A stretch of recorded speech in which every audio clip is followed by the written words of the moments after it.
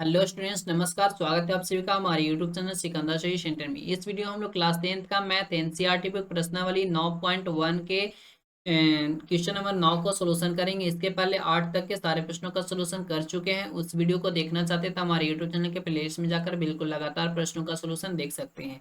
चलिए इस प्रश्न को सोल्यूशन करते हैं। क्वेश्चन नंबर 9 में आपका प्रश्न कहता है, एक मीनार के पाद बिंदु से एक भवन के शिखर का उन्नयन कोण 30 डिग्री है और भवन के पाद बिंदु से मीनार के शिखर का उन्नयन कोण 60 डिग्री है।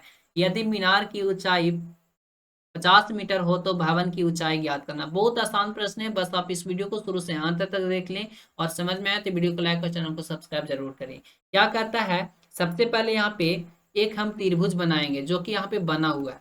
ठीक है, इस प्रकार से अब इसको समझिए। क्या कह रहा है कि एक मीनार के पाद बिंदु से एक भवन के शिखर का उन्नयन कोण।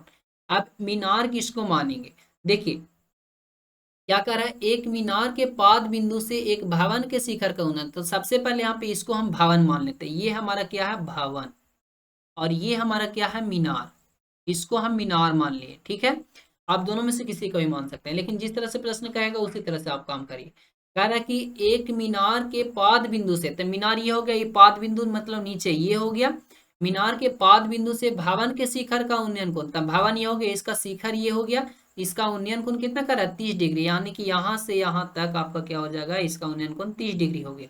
ये समझ लिए। अब कर भवन के पाद बिंदु से, तब भवन ये हो गया और ये पाद बिंदु भवन का हो गया। भवन का पाद बिंदु से मीनार के शिखर का उन्नयन कोण, तब मीनार का शिखर कौन हो गया, ये हो गया। इसका उन्नयन कोण कितना है, तो 60 डिग्री, तो ये 60 डिग्री हो गया। कह रहा है यदि मीनार 50 मीटर ऊंचा हो, तो ये मीनार हो गया, इसका ऊंचाई कितना 50 मीटर हो, तब भवन का ऊंचाई ज्ञात करना है, यानी कि इसका ऊंचाई ज्ञात करना है। तो बहुत आसान है, बस आप इस वीडियो को देखते रहिए। चलिए यहाँ पे हम नाम दे दिए हैं ABCD। ये नहीं होगा, ठीक है, ये सी नहीं होगा। ABCD ये हम इस तरह से नाम दे दिया। तो यहाँ पे आप क्या करेंगे, रचना करेंगे, स्ट्रक्चर को लिखेंगे, क्या क्या आप लिखें, कैसे किए हैं। यहाँ पे लिखे माना कि AB एक मीनार है। देखिए A और B हमारा क्या एक मीनार है। यहाँ पे लिखे माना कि AB एक मीनार है जिसकी ऊंचाई 50 मीटर है। जिसकी ऊंचाई कितना है, 50 मीटर है। तथा DC एक भवन है, D और C एक भवन है जिसके शिखर का उन्नयन कोण 30 डिग्री है। इसका शिखर का कितना उन्नयन कोण 30 डिग्री है। और मीनार के शिखर का उन्नयन कोण कितना है, तो 60 डिग्री है। तो मीनार के शिखर का उन्नयन कोण 60 डिग्री है। हमें डीसी यानी भवन की ऊंचाई ज्ञात करना है, यानी कि भवन की ऊंचाई को ज्ञात करना है। तो सबसे पहले क्या करते हैं, देखिए यहाँ पे आपका आधार हो गया। ये त्रिभुज के लिए आधार हो गया। ये हमारा एक त्रिभुज बन रहा है, ठीक है। ये हमारा क्या हो जाएगा, ये हमारा 90 डिग्री है। अब ये हमारा परपेंडिकुलर बन सकता है, ये बेस बन सकता है, ठीक है, क्योंकि ये थीटा आपका कितना 60 डिग्री है। तो ये आपका पी हो गया, ये बी हो गया, तो ये एक त्रिभुज हो गया। अब देखिए ये आधार बन जाएगा। अब ये त्रिभुज के लिए भी यही आधार है ना। तो हमें क्या करना है, सबसे पहले बीसी ज्ञात करना। अगर बीसी निकालेंगे तो ये त्रिभुज का बेस निकल जाएगा और ये त्रिभुज का भी बेस निकल जाएगा। और जब बेस निकल जाएगा तो हम यहाँ से परपेंडिकुलर यानी कि भवन की ऊंचाई को भी ज्ञात कर सकते हैं। तो यहाँ पे क्या करेंगे, अब समकोण त्रिभुज ABC को देखिए। समकोण त्रिभुज ABC में आपका दिया हुआ है एंगल बी आपका 90 डिग्री हो जाएगा और AB का वैल्यू आपका दिया हुआ 50 मीटर। तो यहाँ और यहाँ पे थीटा का वैल्यू दिया हुआ है। BC का वैल्यू सबसे पहले ज्ञात करनी। तो यहाँ पे देखिए BC निकालने के लिए हमें क्या करना होगा, tan लगाना होगा, क्योंकि ये P हो जाएगा और ये B हो जाएगा।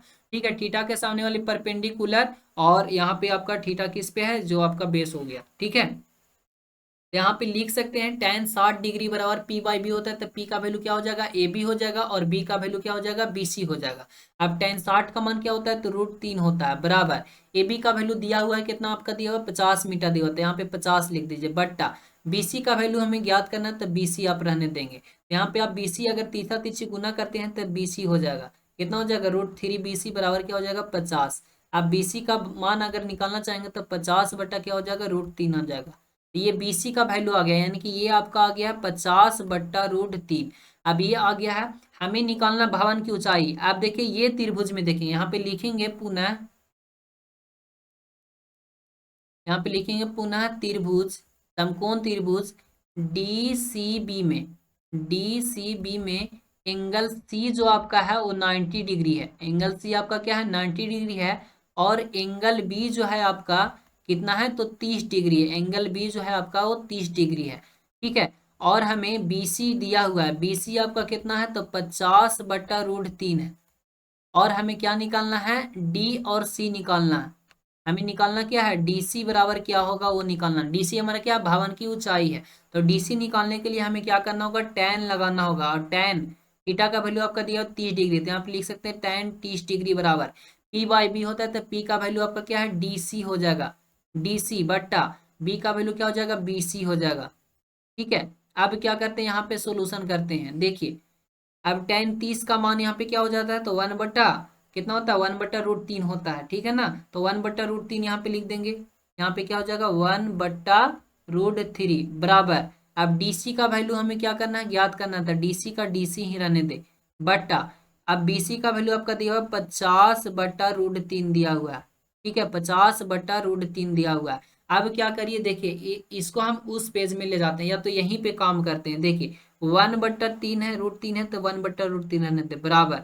अब डीसी का वैल्यू यहाँ पे कुछ नहीं, तो डीसी बट्टा 1 होगा ना।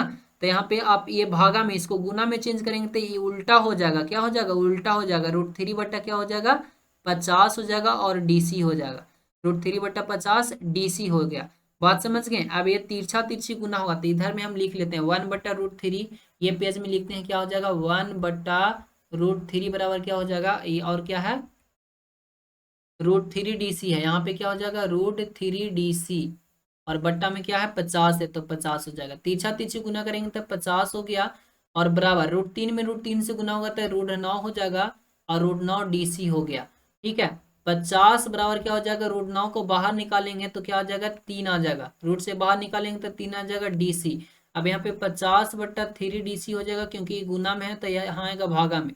अब इसको पूर्णांक में तोड़ेंगे तो 16 कितना होता है, 48, यानी कि 16.2/3।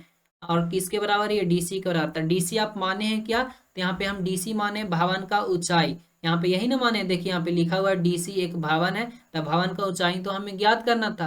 तो यहाँ पे आ चुका है, तो अतः लिख सकते हैं यहाँ पे, अतः अतः भवन भवन का ऊंचाई कितना हो जाएगा, भवन का ऊंचाई 16.2/3 मीटर होगा। ये आपका क्या हो गया, आंसर हो गया। उम्मीद है कि आपको ये प्रश्न का सॉल्यूशन बिल्कुल अच्छे से समझ में आया। इसको लिख लीजिए और अच्छे से इसको एक दो बार अभ्यास कर लीजिए। ठीक है, वीडियो को सब्सक्राइब और वीडियो को लाइक और चैनल को सब्सक्राइब जरूर करें। मिलते हैं नेक्स्ट वीडियो में। आज का वीडियो समाप्त करते हैं। Thank you so much, best of luck.